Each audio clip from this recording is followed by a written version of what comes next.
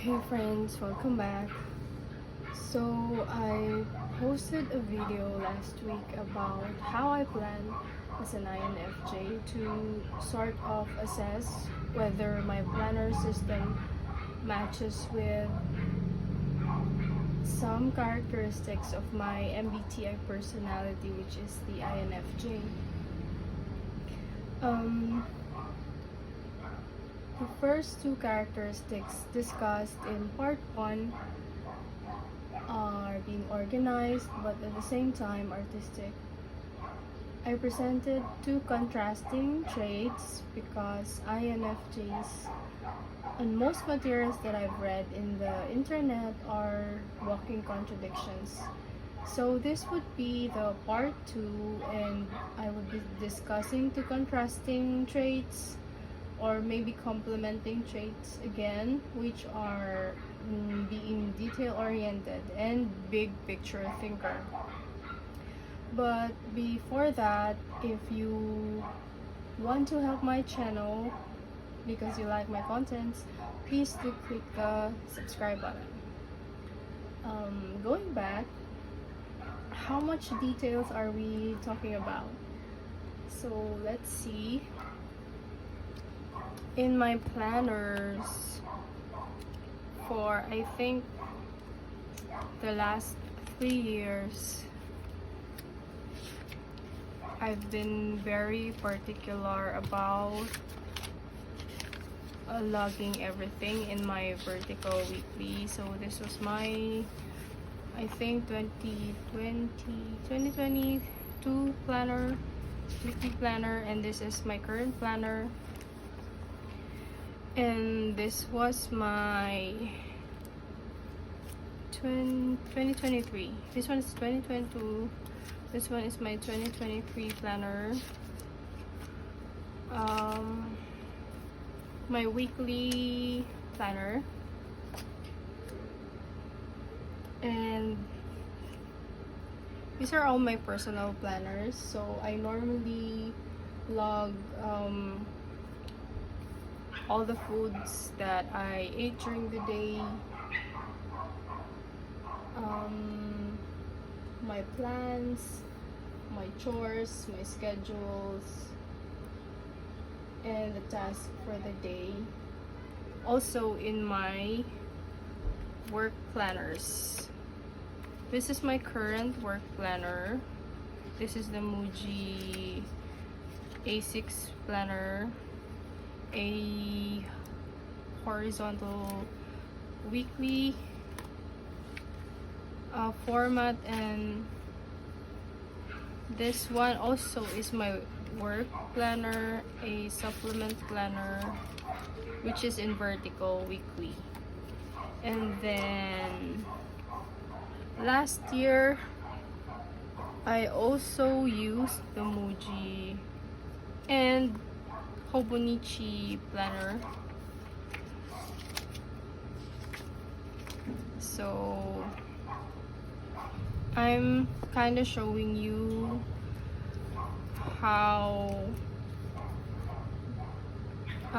important details are to me. So going back, the food, the task, my plans for the day, how the day went, my outfit tracker, which I believe is also logged in my starting my 2022 weekly vertical weekly planner. So there are purposes of that.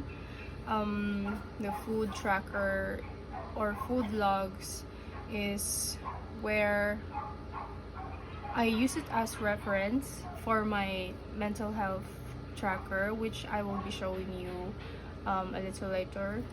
And then the outfit tracker is normally used for me to remember the day, because if I remember what I wore, I could recall how the day went.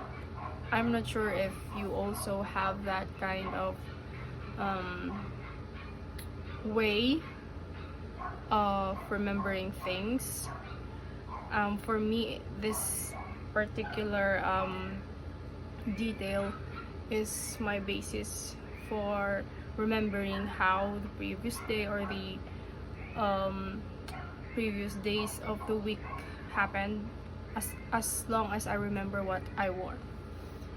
And then I also I'm sorry, I also log my purchases, and then when it arrives, and also my dream on a certain day. But I haven't logged it in here now because I sort of log my dreams in here in my Stalogy notebook, which is the planner or commonplace planner that I use, and also my brain dump and my sort of diary. But I cannot show you the insides of this because there are things that are too personal that I wouldn't want to be read by anyone. And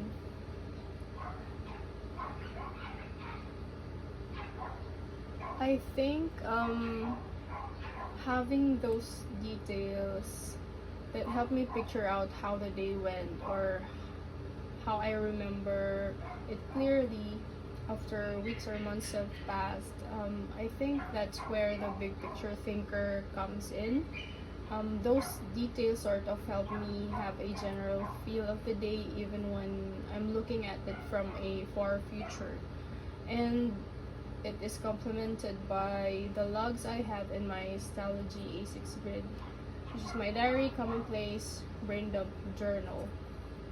And with that too, I could definitely recall it clearly. My habit of writing details really is because I know it would serve me well, because I'm the type who couldn't easily remember how the previous day went, especially when nothing special happened. That's why I log everything. Now let's go with the discussion of being a big picture thinker. And so I'll start off by saying that besides maintaining these weekly spreads, I'm also very much dependent on monthly calendars and monthly trackers. So I kinda rely heavily also with the calendars. So as you can see, this is my current planner again, and this one is the Take a Note Planner Undated Weekly, which originally don't have a calendar on it, but since I've mentioned that I'm very dependent with calendars, I made a calendar section at the notes pages. And then even this one is my sort of diary last year. This is a Take a Note planner in A6, which also has a lot of logs. I mean, I fully use the diary until the end, I think. Oh, not until the end of the year, but I kinda use it heavily.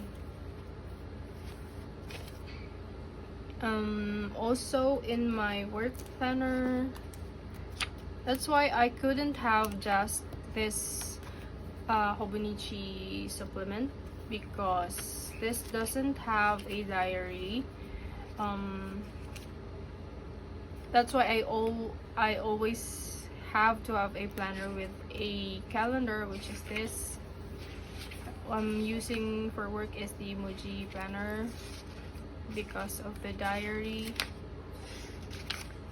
So, and also besides being heavily dependent with diaries, I'm also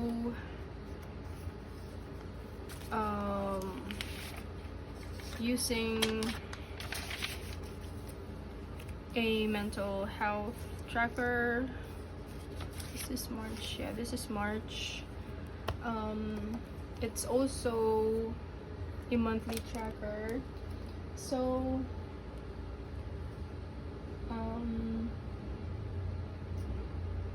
I've mentioned that I am heavily dependent on monthly calendars and monthly trackers, not just the vertical weekly where I log the details, because I use the calendar and trackers to gauge where, let's say for example, it's a work planner. I use the calendar to gauge where our team or our department in terms of work productivity, because the month normally starts when I've plotted targets and deadlines. Then after 2 weeks, I'll be using the calendar to assess our achievements versus targets, so that I could apply adjustments at the later half of the month with the objective of meeting the target at least 85 to 90%, but 100% of course would be the best. I think being a big picture thinker is a trait that supports another trait of an INFJ, which is being unyielding and having the willpower to create change. I'm not saying that we do it without any difficulties. It's just that when I see recurring problem, it really bothers me, and I kind of pressure myself to do something about it. I can tolerate it for a certain period of time, but once I observe that nothing really is happening and no one is initiating, I would definitely do something about it, even though I know it would require me to take action, which is always scary. But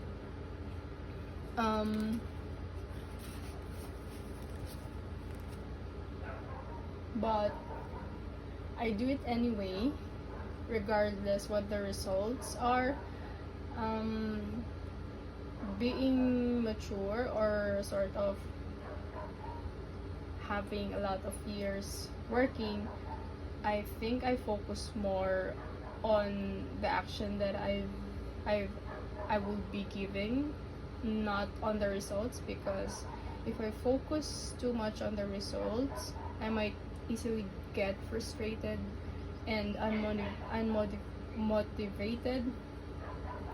That's why I focus more on what I could do, and just to protect myself from being unmotivated to do it, because I know it's hard when things don't rely solely on you, especially when there are a lot of people or department involved, and if they're not as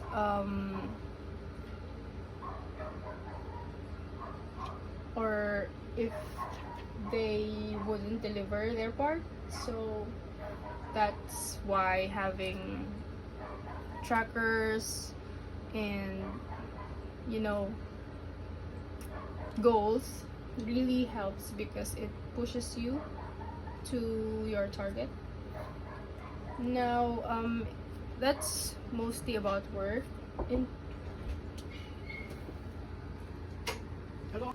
Now, in terms of personal planners and aspirations, I use the calendar to gauge if I haven't been slacking. So for example, let's see this comprehensive mental health tracker, because this is where I log and track good habits I require myself to have, so namely exercise, intermittent fasting, checking my sleep and supplements.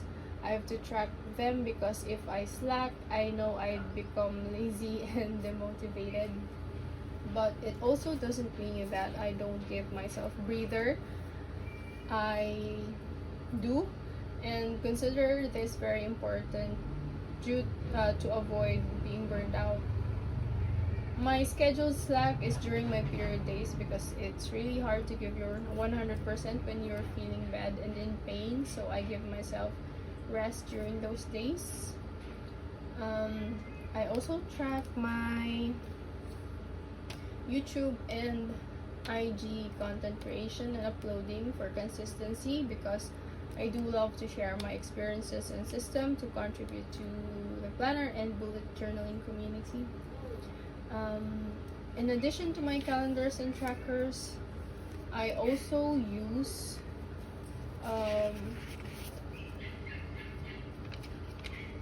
my weekly spread to ensure that recurring chores,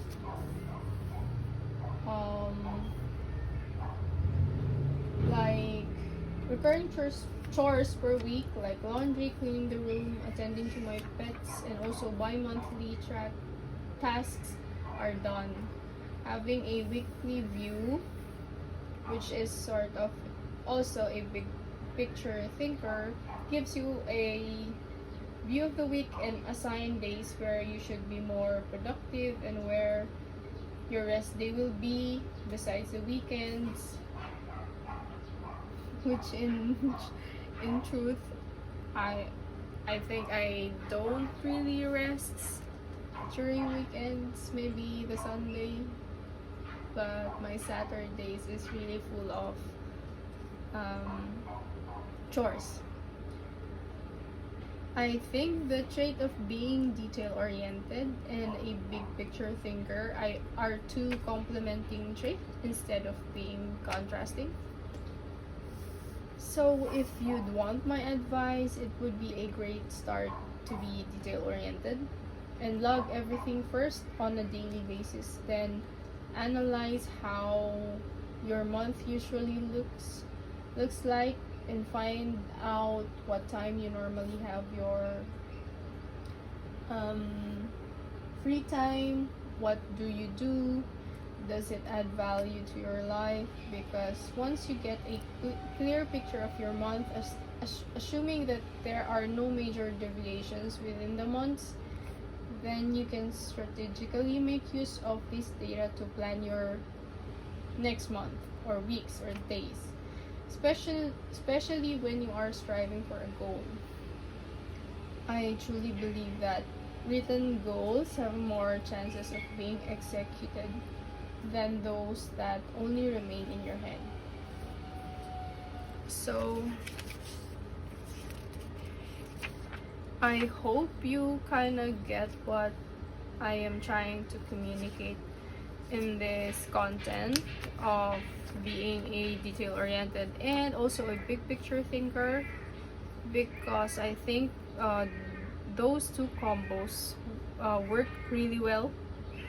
If you only have, or if you only are detail-oriented without seeing the big picture, you wouldn't know what to strategize or what to do about the details that you have. So it's very important, I think. I don't know if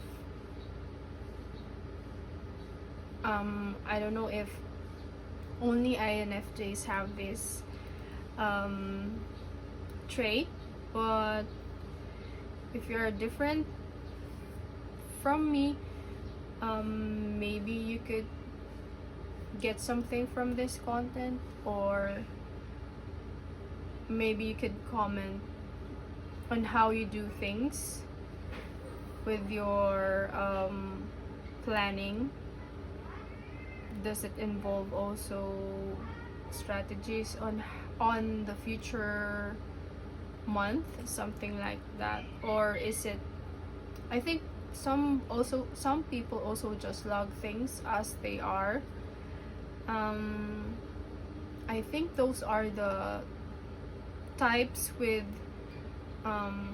P at their, don't know how it's called, MBTI, and their the last letter of their MBTI is P instead of J, because J's are those who really plan, but doesn't necessarily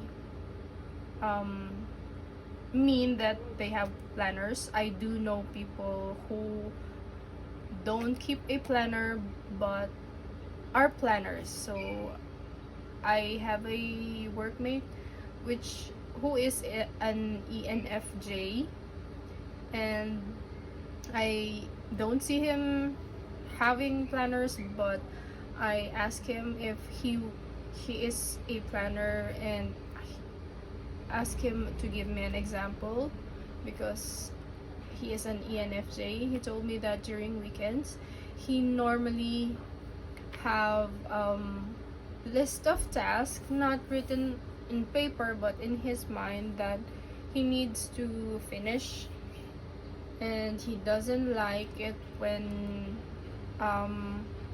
his plans doesn't